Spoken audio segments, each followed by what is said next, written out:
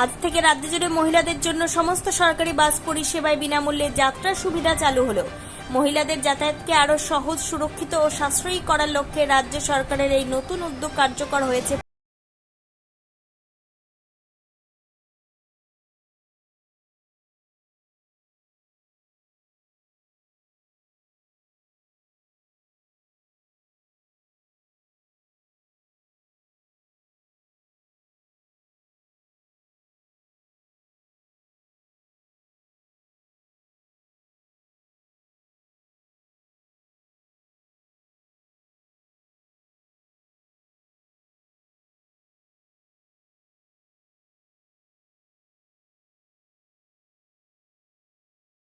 বড় উপহার হিসেবেই দেখছেন অনেকে। মহিলাদের জন্য, সেই জন্য আমি এখানে এসেছি। এটা হলে তো খুবই সুবিধা হয়। বর্তমানে এখান থেকে ভাড়া 50 টাকা, সেটা যাতায়াতে 100 টাকা পড়ে যায়। সেটা যদি একদম ফ্রি হয়ে যায় তো খুবই ভালো হয়, অন্তত পক্ষে স্টুডেন্টদের জন্য তো খুবই ভালো হয়।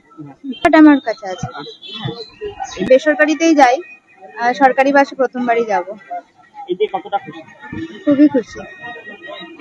এর জন্য তো সরকারকে খুবই ধন্যবাদ যে আমাদের কথা ভেবেছে, মহিলাদের কথা।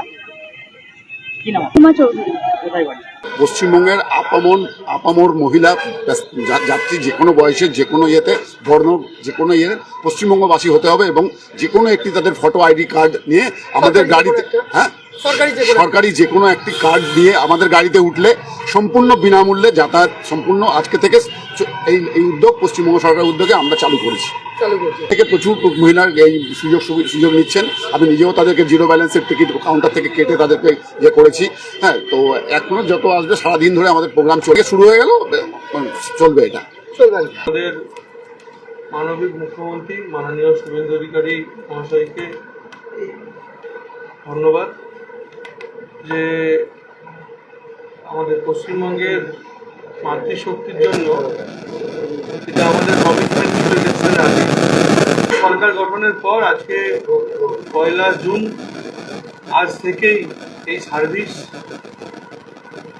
শুরু হচ্ছে। তো সেই সার্ভিস শুরু হওয়ার কারণে পশ্চিমবঙ্গের বিভিন্ন সরকারি বাসের ডিপোতে আমাদের আনুষ্ঠানিকভাবে এই কার্যক্রম উদ্বোধন হচ্ছে। তো সেই রকম আরামবাগ যে আমাদের ডিপো, সরকারি বাসের যে ডিপো, সেই ডিপোতে আনুষ্ঠানিকভাবে এই কার্যক্রম, যেটা আমাদের 1 জুন থেকে শুরু হচ্ছে সরকারের পিরিয়ডে, আর শুরু হতে চলেছে। তো তার শুভ সূচনা করবার জন্য আমি এখানে উপস্থিত হয়েছি। এখানে বাস, যে সরকারি বাস যে ইউনিয়ন যারা আছে, তাদের কর্মধারী যারা আছেন, তারা আছে উপস্থিত। একটু পরই আরামবাগের সম্মানীয় বিধায়ক হিমন্ত বাগ উপস্থিত হবে। তো আমাদের এই দুজনের উপস্থিতিতে আনুষ্ঠানিকভাবে এই সার্ভিস মহিলাদের জন্য এই সার্ভিস আজ থেকে শুরু হবে। তারই একটা শুভ সূচনা করবার জন্য আমরা এখানে এসেছি। থেকে যাবো বর্ধমান ইউনিভার্সিটি থেকে। আমরা তো আপাতত পাইনি, ওটা তো সকালের দিকে আছে, এখন তো নেই। সকালের দিকে জানি না, ঠিক বলতে পারছি না। এসেছি সেই খোঁজ খবর নিতে। পাওয়া যাচ্ছে কোনখানে যাবে? যাবো ইউনিভার্সিটি বর্ধমান। যেতে গেলে কত টাকা লাগে? যেতে গেলে আমরা স্টুডেন্ট হিসাবে 30 টাকা লাগে, না হলে ফুল ভাড়া 50 টাকা দিয়ে যেতে হয়। কেমন লাগে সেই? দেখি আগে পরিষেবা পাই, তারপর জানাবো। ঠিক আছে, ধন্যবাদ।